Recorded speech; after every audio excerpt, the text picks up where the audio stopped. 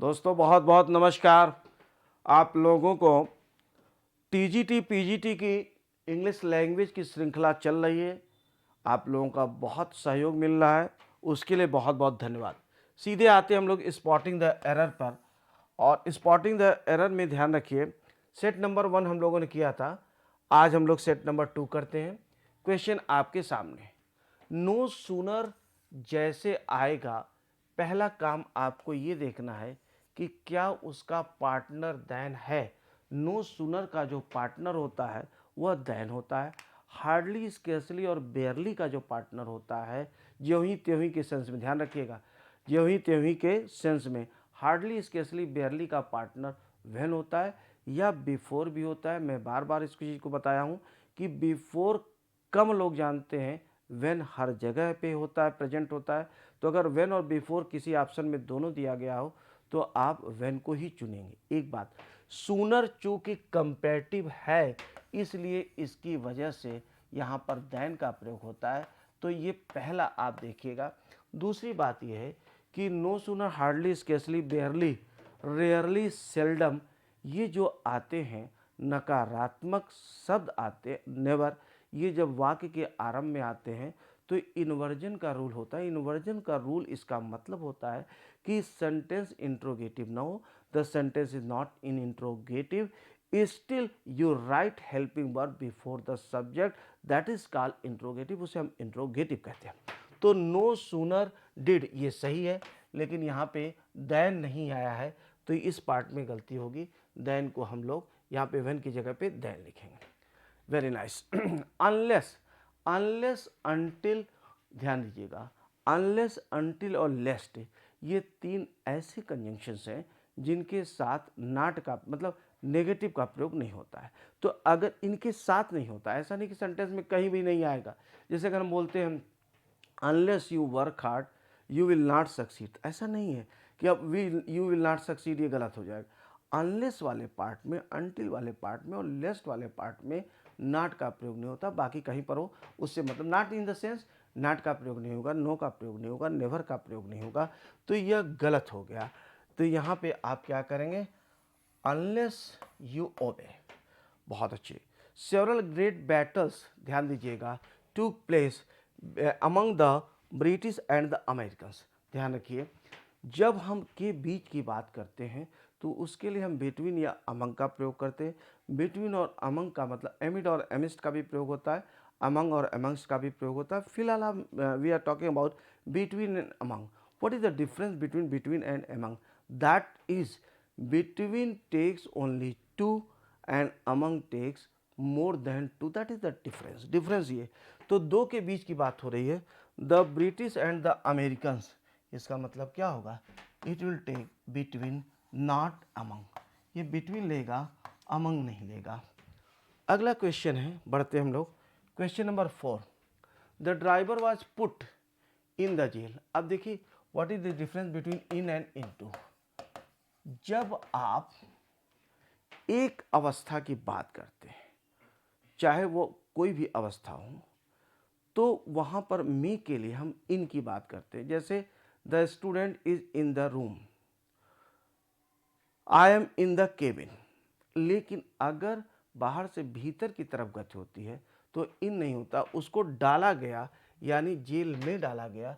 अगर जेल में डाला गया तो वो क्या है, into, put into the prison, right. यहाँ पे ध्यान रखिए, पुट इनटू प्रिजन। वैसे भी आप याद रखिए एक रूल और इसमें आप लोगों को ध्यान देना है, कई बार क्वेश्चन बनाने वालों से भी गलतियां होती। मैं बार बार कहता हूं, ईश्वर को छोड़ करके हम सभी लोगों से गलतियां होती हैं, और ब्रह्मा तो केवल ब्रह्मा ही है, हम लोग नहीं कभी हो सकते हैं कि हम ये बात करें कि जो कह दिया वो ब्रह्म वाक्य है, मालिक क्षमा करें।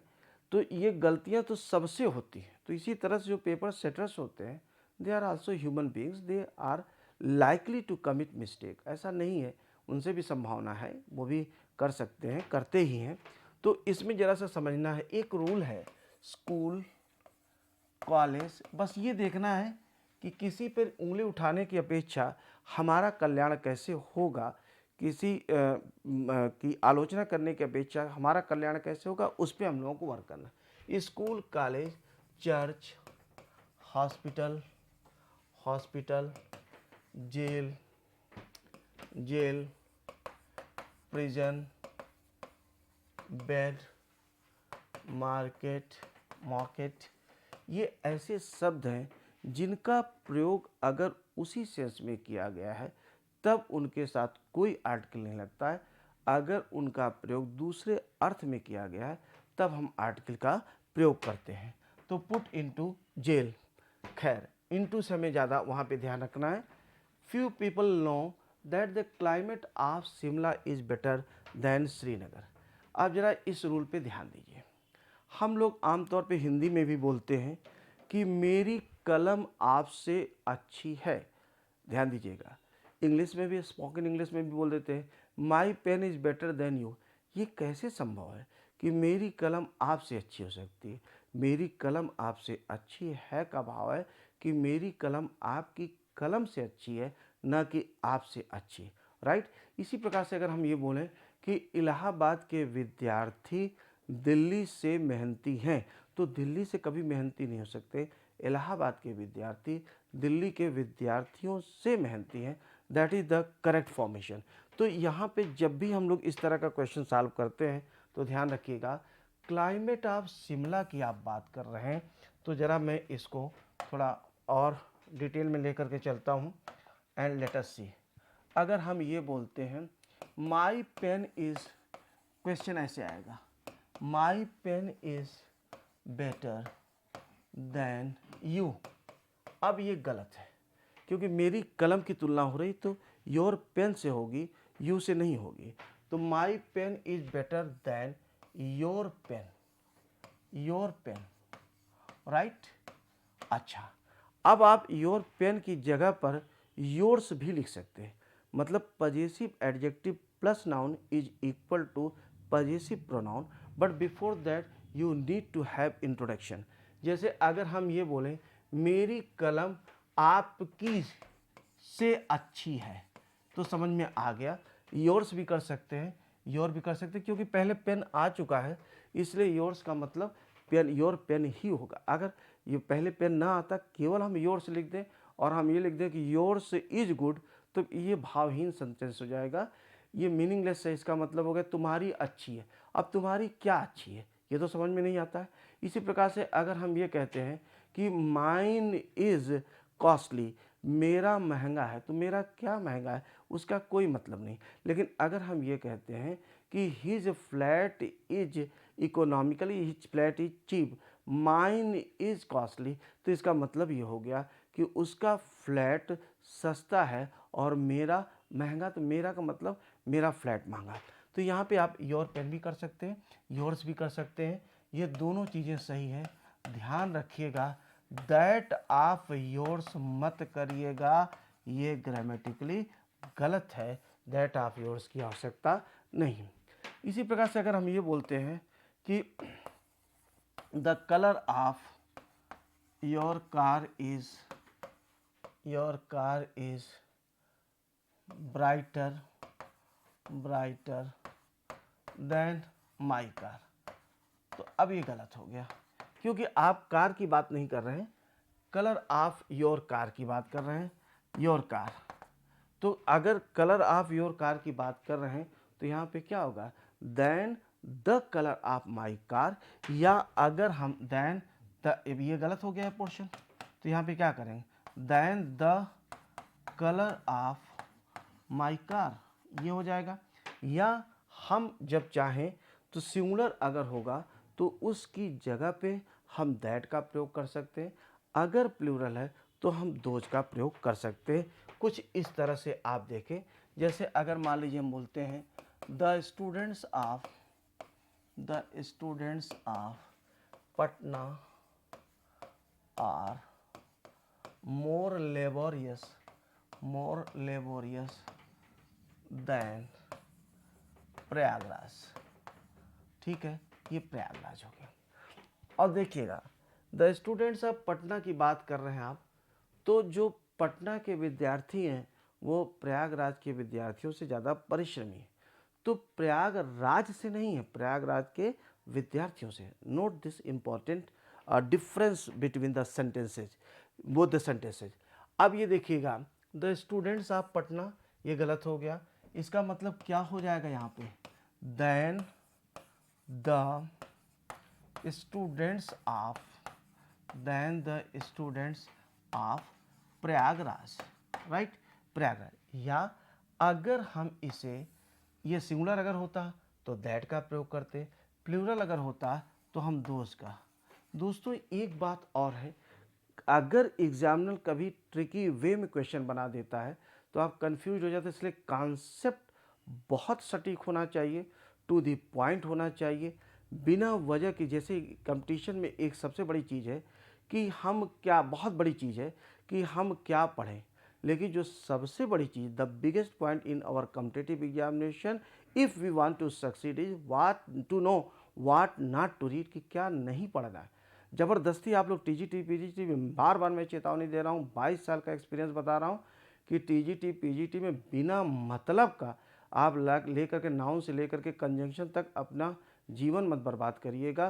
कि पूरा 4 महीने का, अगर मान लीजिए एग्जाम हम लोगों का 3 महीने के बाद है, तो 3 महीने में पता चला कि 3 महीने आप नाउन से लेकर कंजंक्शन तक उसको पढ़ना है, टू दी पॉइंट पढ़ना है, ये जानना है कि कैसे एरर डिटेक्शन होना है, कौन सा पार्ट्स ऑफ स्पीच है, किस तरह से हम उसकी पहचान करेंगे। जैसे मान लीजिए बोलते हैं I am running, ING form है, तो क्या ये कॉन्टिन्यूअस टेंस है, रनिंग कॉन्टिन्यूअस टेंस है, कि रनिंग प्रेजेंट पार्टिसिपल है, कि रनिंग जीरेंड है, तो तीनों में आईएनजी फॉर्म लगती है, तीनों का डिफरेंस, तो टू दी पॉइंट स्टडी करेंगे, then you can save your time, otherwise you will find yourself in a very difficult condition. You know only grammar portion, you do not know beyond grammar portion, that will make you feel depressed. ध्यान रखिएगा, इस बात को मेरे note कर लीजिएगा, बहुत लंबा एक्सपीरियंस है, मैं बता रहा हूँ, हज़ारों स्टूडेंट सेलेक्ट हुए, मालिक की दया, मेरा उसमें कोई योगदान नहीं और उनकी मेहनत है, लेकिन मैं बार बार इस चीज़ को चेतावनी दे रहा हूँ, इस बात को ध्यान रखिएगा। तो टू दी पॉइंट पढ़ना आपको। कई बार क्या होता है, खाली हम लोग एक रट लेते हैं, दैट ऑफ दोज ऑफ, कैसे होगा that of those of, that of those of कतई नहीं होता है। अगर यहाँ पर इन मान लीजिए दिया जाता है, इन मान लीजिए द स्टूडेंट्स इन पटना की मैं बात करूँ तो कैसे दोज ऑफ हो जाएगा, तो जो प्रपोजिशन यहाँ पे लगा होगा वही तो लगेगा। तो इसलिए मैं यहाँ पर जो बात करूँगा दैट ऑफ या दोज ऑफ की बात नहीं करूँगा, केवल दैट और दोज की बात करूँगा। अगर सिंगुलर है तो दैट होगा और अगर प्लूरल है तो दोज होगा। और इस तरह के क्वेश्चंस में कभी भी जब आपने पजेसिव प्रोनाउन लगा दिया तो दैट ऑफ या दोज ऑफ की वहाँ पे मतलब उसकी ज़रूरत इसलिए नहीं पड़ती है क्योंकि possessive adjective plus noun is equal to possessive pronoun, तो वहाँ पे कतई मत लगाइएगा। तो यहाँ पे क्या हो जाएगा, then the climate of Srinagar, climate of Srinagar, या आप ये कह सकते हैं देन दैट, ठीक है, क्लाइमेट की जगह पे दैट लिख दिया। अब प्रेपोजिशन ऑफ है तो ऑफ रहेगा, इन है तो इन रहेगा, फ्रॉम है तो फ्रॉम रहेगा, उससे कोई मतलब नहीं। My sister and her husband broke out. अब देखिएगा ब्रोक आउट क्या है, late us C.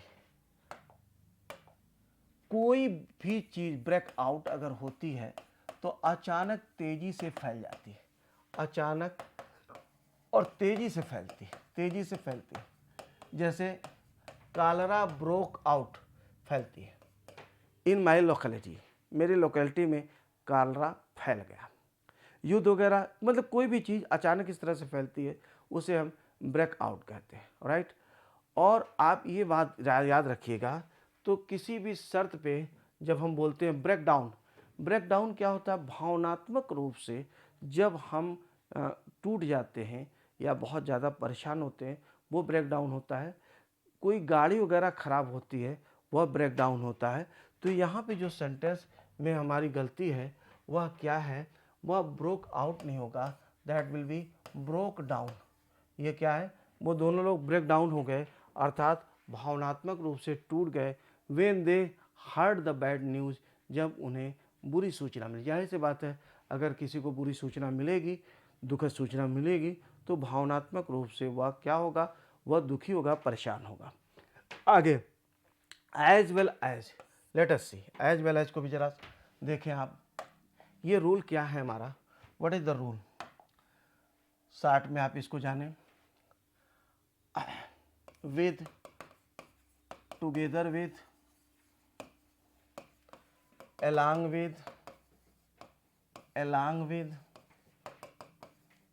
as well as not besides in addition to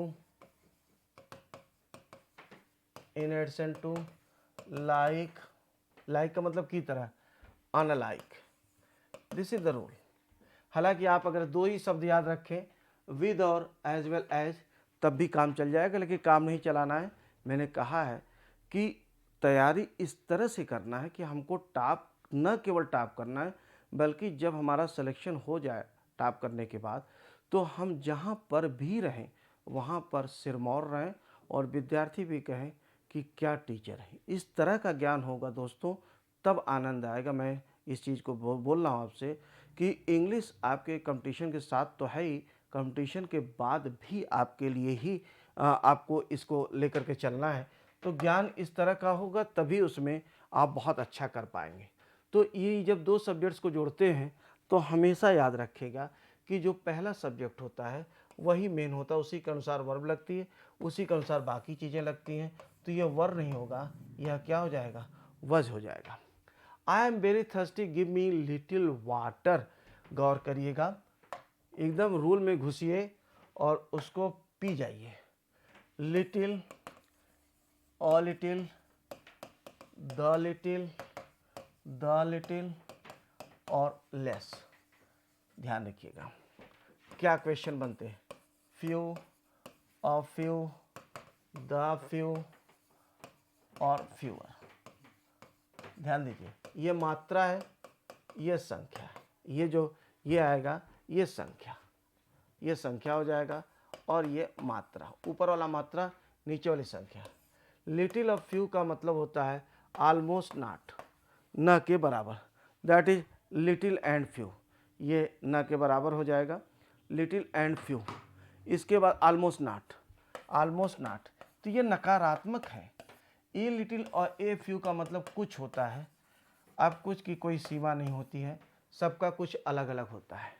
the little और द फ्यू जो होता है, इसका मतलब कुछ परंतु सब, और यह संबंधित क्लास, याद रखेंगे, यह जो होता है इसके बाद संबंधित क्लास अवश्य आता है जो ये बताता है कुछ परंतु सब। और लेस ऑफ फ्यू जो होता है दैट इज कंपैरेटिव डिग्री, यह कंपैरेटिव डिग्री को बताता है। तो लिटिल और फ्यू चूंकि नकारात्मक भाव का है, इसलिए आप ये ध्यान रखिएगा, न के बराबर। कैसे कहेगा आई am very thirsty, give me little water, मैं बहुत प्यासा हूँ, मुझे न के बराबर। क्या करें, उठा करके अंगुली से 2 बार छिड़क दें क्या मुंह में। तो गिव मी लिटिल वाटर, कभी भी लिटिल और फ्यू यह सकारात्मक सेंस में नहीं यूज होगा, यह नकारात्मक भाव में होगा, और इसका मतलब ऑलमोस्ट नॉट होता है। That's nice. तो give me a little water, that will be a little water. Both Ram and Shyam were not present. अब इस पर भी ज़रा ध्यान रखिएगा, एक रूल है ग्रामर का, और वो रूल ये कहता है कि बोथ और